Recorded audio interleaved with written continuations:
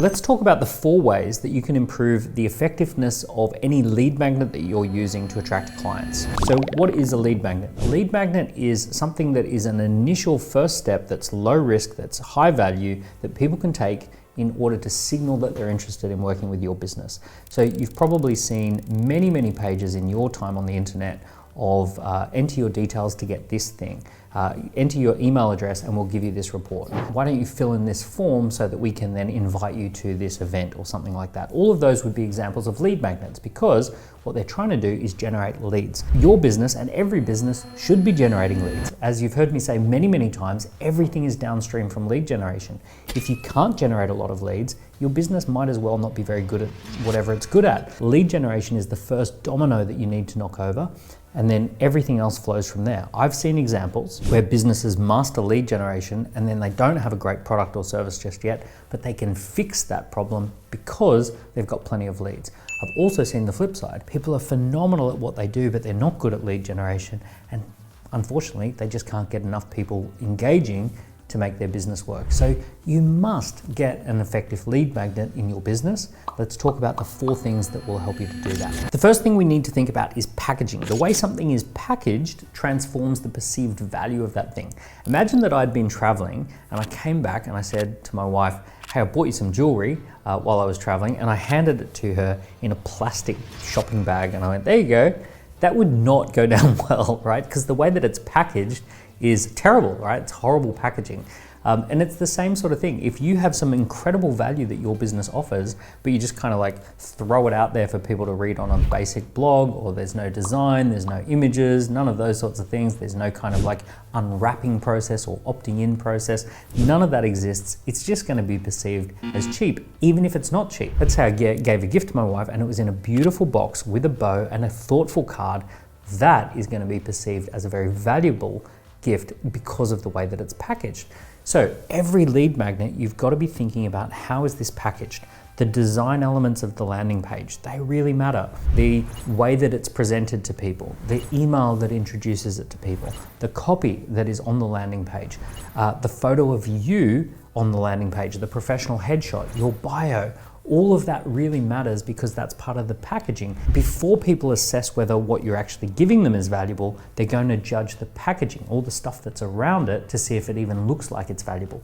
So the first thing to do is make sure that the packaging is absolutely A1 terrific when you present this to your clients. Now, ScoreApp has made this so easy for you because we've had our team of designers produce beautiful scorecards that do all sorts of things, whether it is scorecard marketing or assessment marketing, right through to opting in for a waiting list or opting in to receive some more content. And it's all been beautifully designed by talented, award-winning designers, and it's ready to go. All you have to do is put your logo on it, put your face, your bio in there, and you've got yourself something that's ready to go. Check out our template library where the packaging is already done for you. Okay, so the next thing is, once we've got nice packaging, the quality of the gift has to live up to the packaging. So you have to deliver something of quality for people. What do people actually want? Well, here's a few little tips on how to make sure that the quality is there. The first thing is to meet people where they are, not where you wish they were. So remember what it's like not to know. Remember what people want to know at the beginning of the journey, not so much at the end of the journey where you are, but at the beginning of the journey where they are. They want all sorts of information about their current situation, how to get to their desired reality, how to clarify the path ahead, how to understand what could go wrong. They want to know that there is a predictable and repeatable way of getting what they want. They want to know that you're a credible expert, that other people have been able to get results by working with you as well. They want all of that, and they perceive that as being part of the quality. So don't use jargon, don't use data or research that is advanced when you're dealing with people who aren't at your level.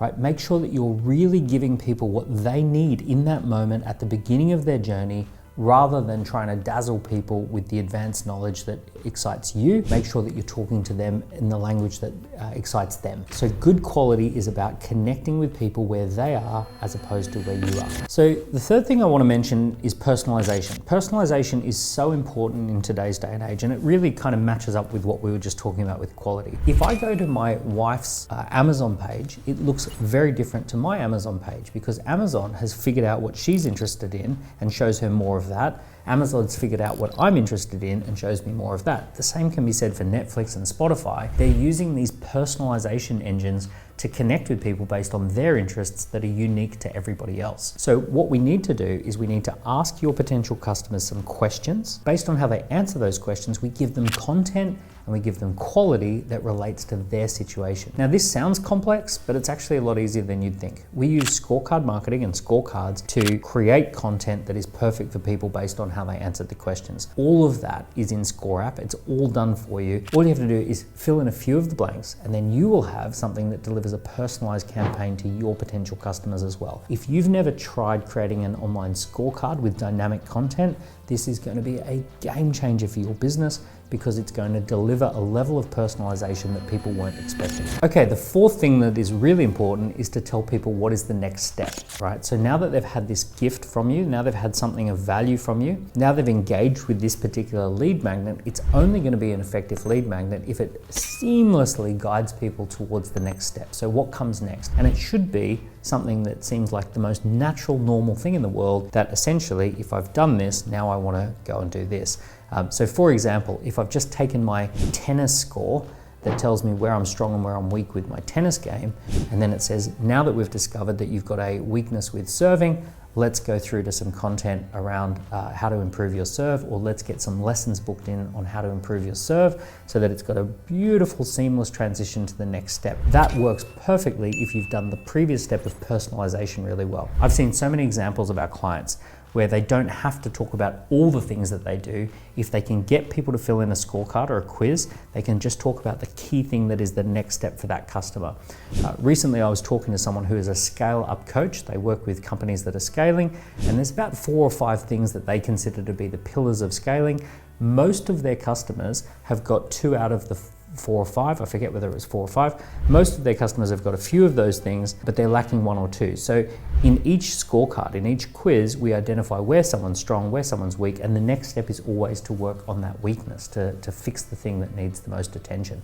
So by having personalization, it allows you to seamlessly transition and help people with the thing that is their next step. And that is the most effective way to start onboarding a customer. Now, the next question I always get is, how do I promote the lead magnet? Now, this one is an interesting one that is unique to small to medium-sized businesses. And I've got to be brutal here. A lot of small businesses think that they're going to promote their lead magnet one time and that's going to bring in a flood of clients, and then that's it. They've done that promotion. They're now looking for the next promotion. The difference between small businesses and scaling or medium-sized businesses that are doing really, really well is that they know that you just promote the lead magnet every single week and you crank the handle, and it's boring, it's repetitive, but you do what works. So for example, if you figure out that sending some direct messages to people gets 1 in 40 people to fill in the lead magnet and fill in the form, connect with you based on lead magnet, then you send out 40 direct messages every single day. If you discover that there's certain ads that you can run that get people to fill in that lead magnet and there's an allowable cost per lead, you just run those ads all the time and you never switch them off. If you discover that sharing content 3 times a week leads to a certain number of people connecting with you through the lead magnet, you just run content every single week. The thing that I see with so many small businesses is they do something that works and then they switch it off, and it blows my mind. It's like kind of someone who's thirsty, going to the well, putting the bucket down, the bucket comes up full of water, and then they say, now what? You say, well, of course, go back to the well, put the bucket down again and get some more water, right? Do what works, repeat the process. If you find something that works, repeat it, repeat it, repeat it. The things that most often work is sending direct messages, running ads, and content marketing. If you do those 3 things over and over and over again, you're going to get clients. Look for what we would call the allowable cost per lead, stick within your allowable cost per lead, and then just repeat, repeat, repeat, repeat. I hope that's been helpful, and I hope that you get one of your ScoreApp lead magnets up and running this week, and that over the next 12 months, you get consistent, amazing clients coming through that lead magnet that grows your business and scales your business. If you like this content, give me a like, give me a subscribe. I'll be sharing a lot more on this channel in the future.